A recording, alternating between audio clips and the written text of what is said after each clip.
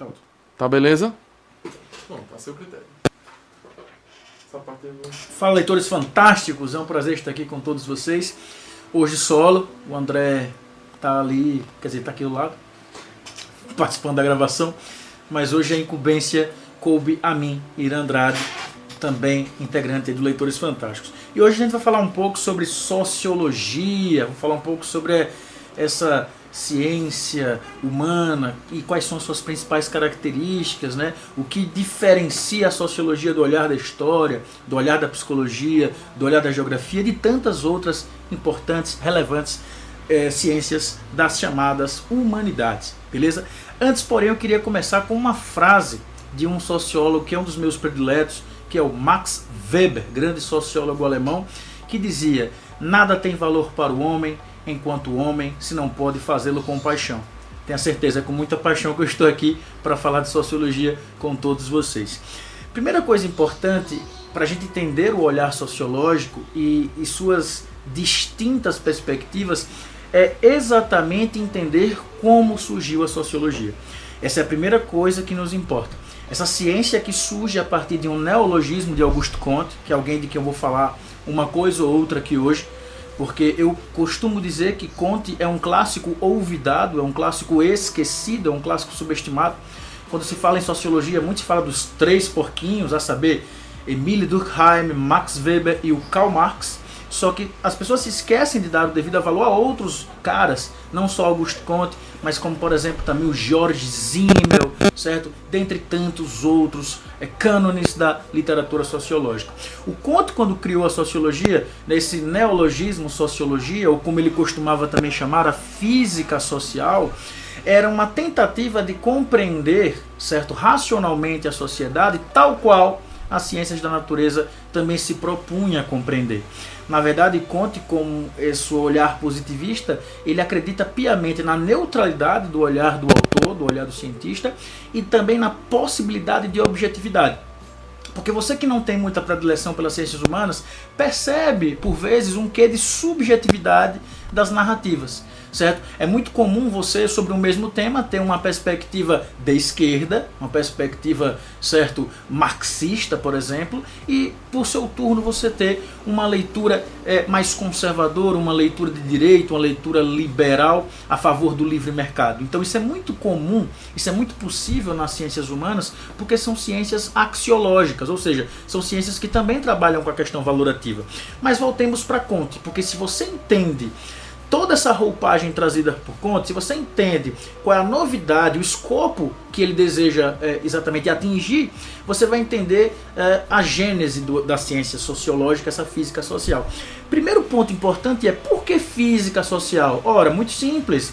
O Comte queria dar um estatuto de legitimidade, um estatuto de ciência para a sociologia, como a física tinha, como a biologia tinha. Então ele precisava primeiro dar um nome impactante.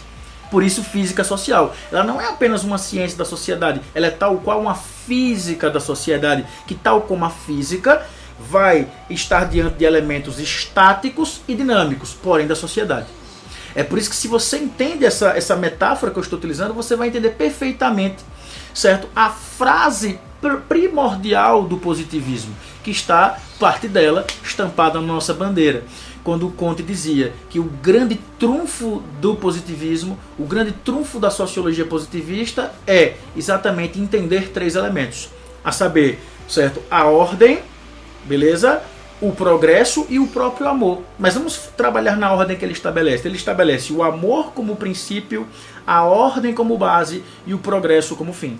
Quando o Comte fala em amor, aí você vai ter que filosofar um pouco, vai ter que ir para a etimologia. Amor tem várias acepções. Você tem um amor no sentido de filia, você tem amor no sentido de eros, você vai ter amor no sentido de ágape, certo? E em várias acepções possíveis. Mas o amor do qual Comte fala, obviamente, não é um amor no sentido de eros, né? Aquele dos motéis, por exemplo. Ele está falando de amor, certo? Exatamente no sentido de filia. Ou seja, o amor no sentido da solidariedade. Comte é um autor que preza pelo senso de comunidade entre as pessoas, até porque viver em sociedade é ter o senso de convivência. Então o amor é um princípio importante no sentido da convivência, no sentido da filia, da relação social, da solidariedade. O a ordem é a base. Por que a ordem é a base? Porque não há nenhuma sociedade que consiga existir, certo? E, portanto, sobreviver ao longo da história, segundo Comte, assim ele pensa. Lembre-se que eu estou falando da perspectiva de um autor em peculiar, o Auguste Comte, é que a ordem é fundamental para que a sociedade consiga se valer ou levar a cabo essa sobrevivência, essa convivência, com as regras, com as legislações, com o ordenamento jurídico, com o sistema de regras, de punições, que proporciona o que os positivistas chamam de uma coesão social. Só haverá ordem se houver a possibilidade de uma coesão social. E essa coesão social é legitimada pelas instituições sociais. É a família que vai apresentar os primeiros valores aos indivíduos. É a escola que vai proporcionar a chamada socialização secundária ou a educação formal, né, para a juventude. E, claro, tantas outras instituições que trabalham também não só as prevenções, mas também as punições, a exemplo do sistema presidiário. E o próprio Estado como esse monstro sociológico que possibilita essa ideia de uma ordem, de uma coesão social. Outra coisa importante é o progresso, porque quando voltemos à física social, não está trabalhando apenas os elementos estáticos da sociedade, a ordem, a regra, a instituição, a tradição. Ele também está considerando que a sociedade é dinâmica, isso é óbvio. Ela se desenvolve no tempo, ela se desenvolve no espaço. Certo? Toda sociedade tem exatamente esse funcionamento que possibilita exatamente a mudança social. E, portanto, é o progresso do conhecimento, é o progresso do conhecimento, certo? É o progresso da ciência, da tecnologia, é o progresso da política, é o progresso do Estado e assim por diante. Então, entender Comte, entender a sociologia, é entender exatamente esses elementos que eu trago.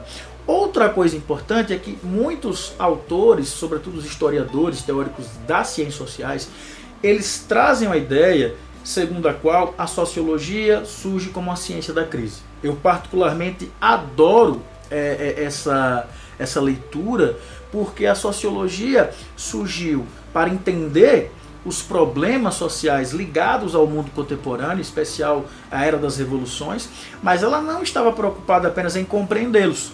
Já diria Karl Marx que não é em si tecnicamente um sociólogo, ele seria um pré-sociólogo, até porque a sociologia nasce com Comte e Marx é um pouco anterior a Comte, seria anacrônico, portanto, dizer que Marx é um sociólogo. Mas Marx diz uma coisa que é um trunfo para a sociologia. Ele fala, até então a filosofia apenas compreendeu o mundo, mas não basta compreendê-lo, é necessário transformá-lo. Essa ideia de transformação que é dada à sociologia é muito importante, porque ela é uma ciência preocupada, como o próprio Comte diria, em prever para poder e poder para transformar. Ou seja, é uma ciência preocupada em não só prever os problemas, mas tentar solucioná-los.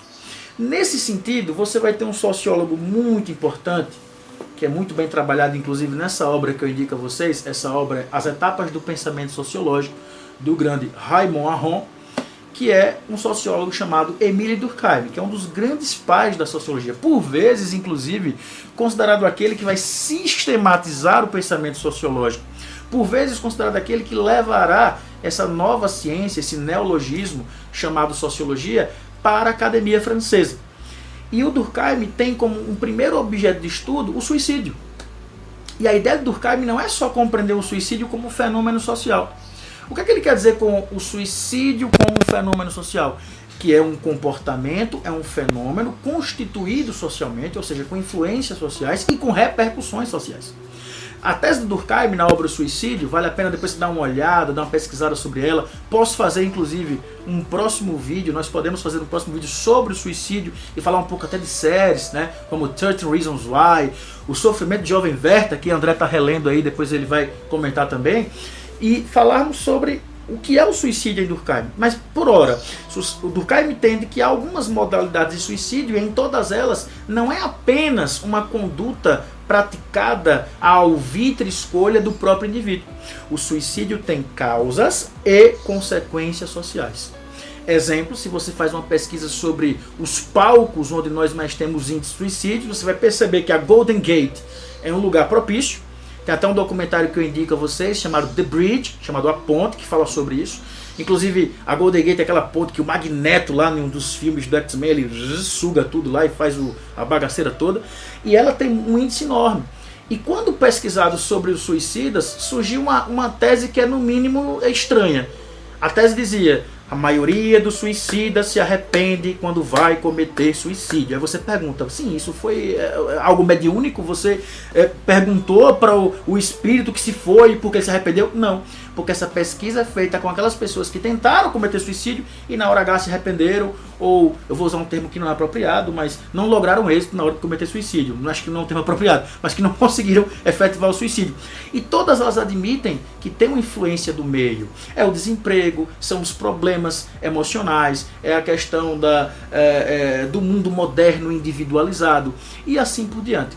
Então o Durkheim vai ter como objeto de pesquisa no primeiro momento o suicídio, porque a sociologia surge querendo entender os principais dilemas do mundo contemporâneo. É um mundo muito distinto, é um mundo transformador, é um mundo complexo, com muitas narrativas, com inúmeras orientações, é um número que trabalha a ideia da individualização. Então é um mundo muito, mas muito transformador. E nesse sentido, a sociologia vai surgir como uma ciência que se preocupa em compreender os problemas sociais oriundos no mundo contemporâneo ou alimentados por ele, porque vai lembrar, a propósito, que o suicídio não é uma coisa do mundo contemporâneo, tampouco do Ocidente. Se você estuda, por exemplo, a cultura dos samurais, o harakiri, o seppuku, você vai perceber que o suicídio é algo cultural naquela civilização. Inclusive também explicado sociologicamente, por uma razão simples. Lá existe o suicídio honroso. Eu acabo me matando e sendo um mártir em nome de uma causa, porque eu quero honrar minha família, eu quero honrar minha tradição. Então eu morro, eu me mato pelo grande vínculo que eu tenho à sociedade da qual faço parte. Então isso é sociologia. Bote uma coisa na sua cabeça. Nem tudo aquilo que você acha que é aparentemente, meramente individual e é fruto de sua escolha, não é. Nós somos muito mais influenciados pela cultura, pelos valores, pelas regras de convivência do que você consegue imaginar. Beleza? Tranquilo?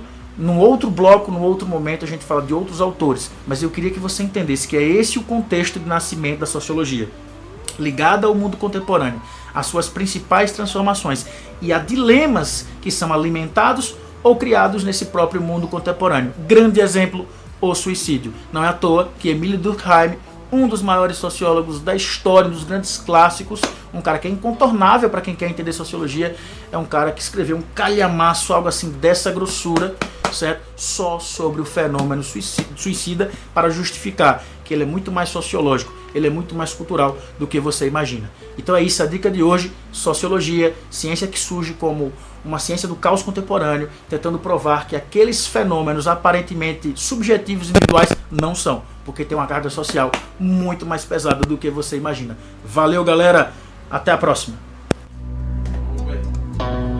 Tem uns 3 minutos aí.